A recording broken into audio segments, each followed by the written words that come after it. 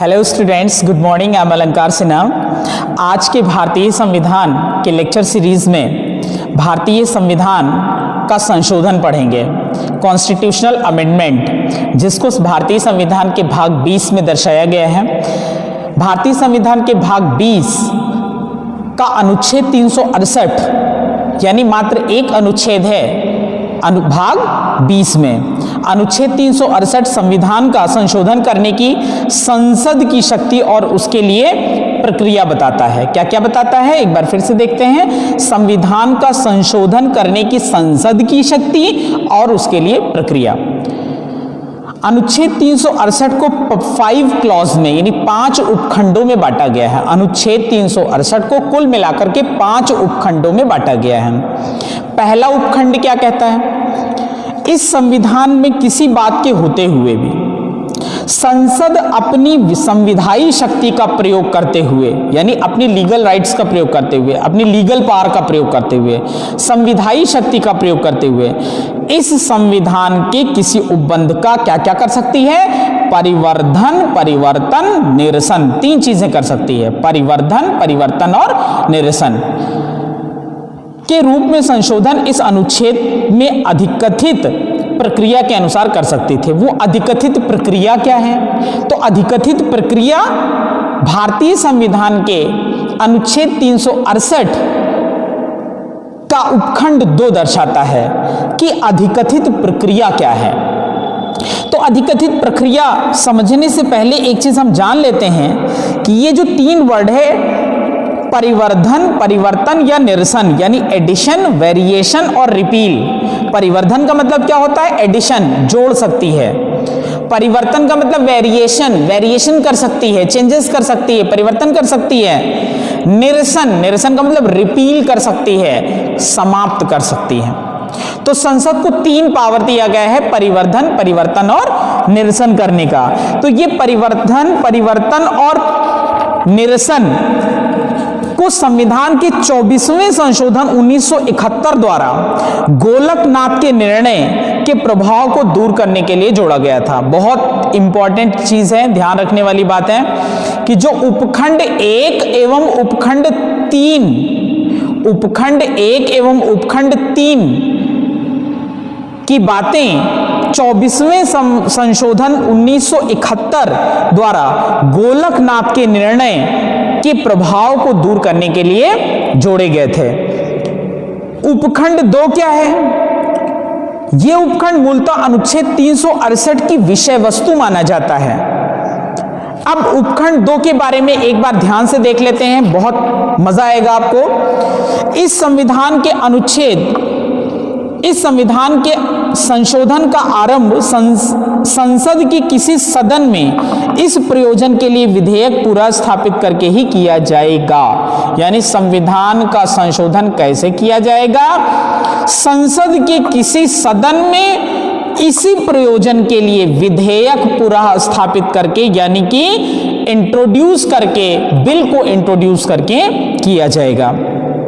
और जब वह विधेयक प्रत्येक सदन से यानी लोकसभा, संसद के कितने सदन हैं? लोकसभा और राज्यसभा। तो प्रत्येक सदन से उस सदन को कुल मिलाकर के कितना? कुल सदस्य के बहुमत द्वारा। कुल सदस्य का मतलब मान लीजिए, मान लेते हैं सपोज कि 100 मेंबर्स हैं किसी हाउस में, तो कुल सदस्य का बहुमत कितना होगा? 100 का 50, 50 + 1, तो कुल सदस्य का बहुमत यानी मेजॉरिटी कितना हो जाएगा? अगर 100 एक नंबर लेते हैं तो 100 का हाफ 50, 50 + 1 तथा उस सदन के उपस्थित और मत देने वाले सदस्यों के कम से कम 2/3 सदस्यों द्वारा पारित किया जाएगा। तो उपस्थित और मत देने वाले सदस्य का क्या मतलब है? मतलब यह है कि अगर 100 सदस्य हैं तो कोई जरूरी नहीं है कि 100 के 100 सदस्य उपस्थित रहें। तो मान लीजिए कि 80 सदस्य उपस्थित हैं, 80 मेंबर्स प्रेजेंट हैं और 20 एब्सेंट हैं, तो 80 का 2/3 सदस्य का 2/3 सदस्यों का बहुमत होना आवश्यक है, यानी उनकी मेजॉरिटी होना आवश्यक है। वह राष्ट्रपति के समक्ष प्रस्तुत किया जाएगा, यानी ऐसे अमेंडमेंट को राष्ट्रपति के समक्ष ऐसे जो बिल इंट्रोड्यूस होगा उसे राष्ट्रपति के समक्ष प्रस्तुत किया जाएगा। विधेयक को अपनी अनुमति देगा, यानी राष्ट्रपति महोदय उस विधेयक को अनुमति देंगे। संविधान उस विधेयक के निबंधनों के अनुसार संशोधित होगा। यानी कि ये जो टर्म है वह राष्ट्रपति के समक्ष प्रस्तुत किया जाएगा, जो विधेयक को अपनी अनुमति दे सकेगा। इसके लिए हम देख लेते हैं कि संविधान के 24वें संशोधन अधिनियम 1971 के द्वारा प्रतिस्थापित किया गया है कौन सा टर्म, तब वह राष्ट्रपति के समक्ष उसकी अनुमति के लिए रखा जाएगा तथा विधेयक की ऐसी अनुमति दी जाने के पश्चात, यानी इतने टर्मिनोलॉजी को संविधान के 24वें संवैधानिक संशोधन से यहां पर प्रतिस्थापित किया गया है, यानी रखा गया है। अब देख लेते हैं, अभी तक आपने देखा क्या कि संविधान में संशोधन करने के लिए विशेष बहुमत की आवश्यकता होती है। अब आप देखने क्या जा रहे हैं कि संविधान में संशोधन करने के लिए विशेष बहुमत प्लस राज्यों के विधानमंडल की स्वीकृति लेना भी आवश्यक है। तो अब वो कौन कौन से विषय हैं जिसमें संसद के दोनों सदनों का बहुमत भी, विशेष बहुमत भी अनिवार्य होगा, और साथ ही राज्यों के यानी कि जितने भी राज्य हैं 28 स्टेट्स हैं, तो 28 राज्य में आधा राज्य, मान लीजिए 14 राज्य, तो 14 राज्य का विशेष बहुमत भी आवश्यक होगा। वो कौन से सब्जेक्ट मैटर है ध्यान दे लेते हैं। पहला अनुच्छेद 54 और 55 किससे संबंधित है? 54-55 फटाफट बेयर एक्ट ओपन करिए और उसमें देख लीजिए तो आपको मिलेगा 54 और 55 राष्ट्रपति के निर्वाचन से संबंधित है। तो अगर राष्ट्रपति के निर्वाचन से संबंधित कोई संविधान में संशोधन करना है तो इसके लिए संसद विशेष बहुमत से प्लस, विशेष बहुमत के दो तरीके हमने बताए, पहला आधे प्लस वन, आधा प्लस वन, कुल सदस्य का आधा प्लस वन, दूसरा उपस्थित सदस्य के 2/3 सदस्य, ये विशेष बहुमत के तरीके हैं। और कुल राज्यों के आधे राज्यों के विधानमंडल भी उसका अनुसमर्थन करें, तभी अनुच्छेद 54 और 55 के प्रोविजन में कोई बदलाव किया जा सकेगा। दूसरा क्या है? दूसरा सब्जेक्ट जिसमें राज्यों के विधानमंडल, कुल राज्यों के आधे राज्यों के विधानमंडल का अनुसमर्थन आवश्यक होगा, तो अनुच्छेद 73 और 162 है। क्या कहा गया है? संघ एवं राज्य की कार्यपालिका की शक्ति का विस्तार बताया गया है। किसमें? 73 में और 162 में। 73 में संघ की कार्यपालिका शक्ति का विस्तार है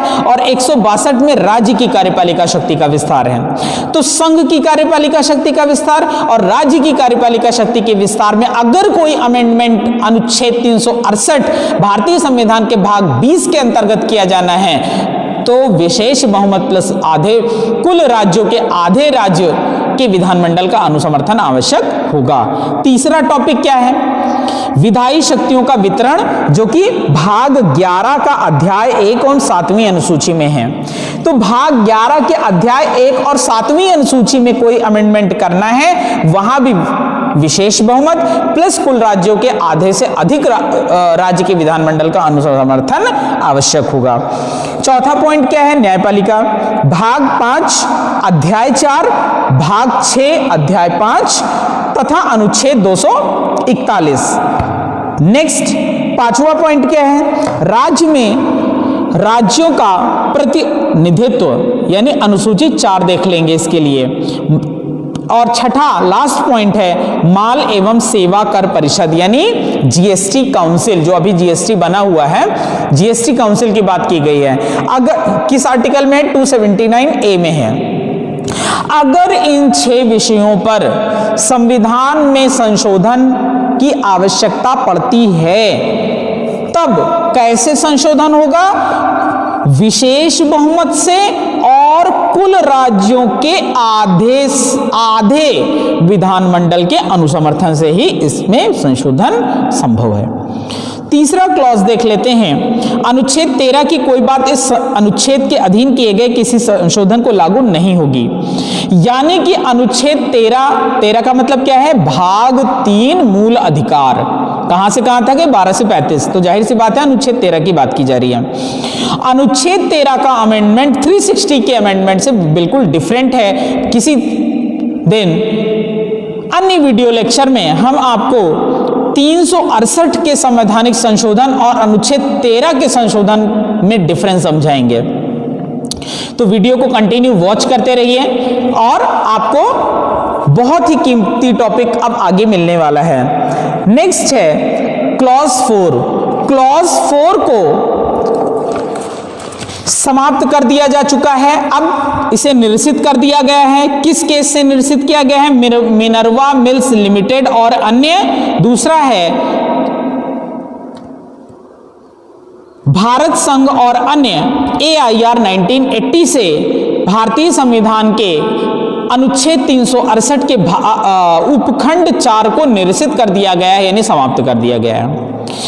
नेक्स्ट है लास्ट खंड, जो कि 5वां खंड है। शंकाओं को दूर करने के लिए यह घोषित किया जाता है कि इस अनुच्छेद के अधीन इस संविधान के उपबंधों का परिवर्तन या निरसन के रूप में संशोधन करने के लिए संसद की संविधायी शक्ति पर किसी प्रकार का निर्बंधन नहीं होगा। यानी कि जो पार्लियामेंट का लीगल पार है कॉन्स्टिट्यूशन में अमेंडमेंट का, इस पर किसी भी प्रकार का निर्बंधन नहीं होगा। तो आज की वीडियो लेक्चर में आपने देखा कि क्लॉज 1 में क्या कहा गया है। क्लॉज 1 में बताया गया है कि संसद क्या कर सकती है अमेंडमेंट करने के लिए? परिवर्तन या निरसन कर सकती है। क्लॉज 2 में प्रक्रिया बताई गई है, कैसे परिवर्तन और निरसन का क्या प्रक्रिया होगा, क्लॉज 2 में बताया गया है। 3 में बताया गया है आर्टिकल 13 और 268 का जो अमेंडमेंट है वो डिफरेंट है, एक जैसा नहीं है। क्लॉज 4 को निरसित कर दिया जा चुका है। अब कुछ देख लेते हैं, बहुत इंपॉर्टेंट केसेस हैं इस पर। मूल संविधान में अनुच्छेद 368 में केवल संविधान संशोधन की प्रक्रिया का उल्लेख किया गया था, जो वर्तमान में इस अनुच्छेद 368 के खंड 2 के तहत प्रावधानित है। पहला केस है शंकरी प्रसाद बनाम भारत संघ 1961 एवं सज्जन सिंह बनाम राजस्थान राज्य 1965 सुप्रीम कोर्ट के मामलों में यह माना गया है कि संविधान संशोधन की शक्ति एवं प्रक्रिया ही अनुच्छेद 368 में निहित है। क्या माना गया है? कि संविधान संशोधन की शक्ति एवं प्रक्रिया को अनुच्छेद 368 में निहित किया गया है। वो कौन से 2 केस हैं? शंकरी प्रसाद बनाम भारत संघ 1961 और सज्जन सिंह बनाम राजस्थान राज्य 1965। दूसरा चरण, ये बात तो संविधान संशोधन के पहले चरण के अंतर्गत ये बात आई। दूसरा चरण देख लेते हैं। आईजे गोलकनाथ बनाम पंजाब राज्य 1967 सुप्रीम कोर्ट में अभिनिर्धारित किया गया कि अनुच्छेद 368 में केवल संविधान संशोधन की प्रक्रिया दी गई है, शक्ति नहीं। संविधान संशोधन की शक्ति अध्याय 1 में संविधान के भाग 11 एवं अनुसूची 7 में दी गई है। अर्थात संसद की संविधान संशोधन की शक्ति एक सामान्य विधायी शक्ति है और यह अनुच्छेद 13 के अधीन विधि की श्रेणी में आती है। अतः सर्वोच्च न्यायालय मूल अधिकारों के बचाने के लिए संशोधन का पुनर्विलोकन कर सकता है। बहुत अच्छा निर्णय रहा। संविधान संशोधन के तीसरे चरण में, जिसको 24वां संवैधानिक संशोधन 1971 कहा गया है, द्वारा गोलकनाथ मामले के निर्णय के प्रभाव को दूर करने के लिए अनुच्छेद 13(4), 368 1 एवं 3 जोड़े गए, जिसका प्रभाव यह हुआ कि संसद की संविधान में संशोधन की शक्ति एवं प्रक्रिया दोनों ही अनुच्छेद 368 में हैं। इस संविधान संशोधन संसद की सामान्य विधायी शक्ति नहीं बल्कि विशेष संवैधानिक शक्ति है, जो संविधान के प्रत्येक अन्य उपबंधों से ऊपर है। इनका प्रयोग करके संसद संविधान के किसी भी उपबंध में संशोधन कर सकती है। चौथा चरण देख लेते हैं, केशवानंद भारती का केस है। केशवानंद भारती बनाम केरल राज्य 1973 सुप्रीम कोर्ट के मामले में न्यायालय ने उपरोक्त संशोधन को स्वीकार किया एवं माना कि गोलकनाथ के मामले में उसने गलत व्याख्या किया है, परंतु न्यायालय ने यह भी कहा कि संसद की एक यह विशेष संवैधानिक शक्ति असीमित नहीं है, बल्कि यह आवश्यक है कि इसका प्रयोग करते हुए संविधान की मूल भावना एवं मूल ढांचे को लक्ष्य माना जाए, यानी बेसिक स्ट्रक्चर ऑफ कॉन्स्टिट्यूशन को ध्यान में रखा जाए। इस प्रकार संविधान के आधारभूत ढांचे के सिद्धांत की स्थापना की गई। पांचवा चरण देख लेते हैं, संविधान का 42वां संशोधन अधिनियम 1976। इसके द्वारा केशवानंद भारती के निर्णय के प्रभाव को समाप्त करने के लिए अनुच्छेद 368 में खंड 4 एवं 5 जोड़ा गया, जिसके माध्यम से संसद की संशोधन करने की शक्ति को सर्वोपरि घोषित कर दिया गया तथा किसी भी आधार पर उसके औचित्य की जांच पर रोक लगा दी गई। श्रीमती इंदिरा गांधी जी का ये कृपा रही, जिसमें उन्होंने ऐसा परिवर्तन 42वें संवैधानिक संशोधन में करा दिया, यानी कि अपनी पूरी शक्ति लगा दी उसमें, स्वयं को तानाशाह बनाने के लिए। नेक्स्ट, छठवां संवैधानिक संशोधन है मिनर्वा मिल्स बनाम भारत संघ 1980 सुप्रीम कोर्ट 42वें संवैधानिक संशोधन द्वारा जोड़े गए खंड 4 एवं 5 को संविधान के आधारिक संरचना यानी बेसिक स्ट्रक्चर के विपरीत होने के आधार पर असंवैधानिक घोषित कर दिया गया, यानी संविधान का चौथा एवं पांचवां वर्तमान परिप्रेक्ष्य में इररेलेवेंट हो गया है, यानी वर्तमान परिप्रेक्ष्य में अब उसका कोई महत्व नहीं है। 44वें संवैधानिक संशोधन 1978 से, और केस है मिनर्वा मिल्स बनाम भारत संघ 1980। तो आप देख रहे हैं कि संविधान में अब तक बहुत सारे संशोधन हो चुके हैं। संविधान में लगभग 2019 तक 103वां संशोधन हुआ था। लास्ट संशोधन सामान्य श्रेणी के आर्थिक कमजोर वर्गों, कमजोर सदस्यों के लिए शैक्षणिक संस्थानों एवं राज्य के अधीन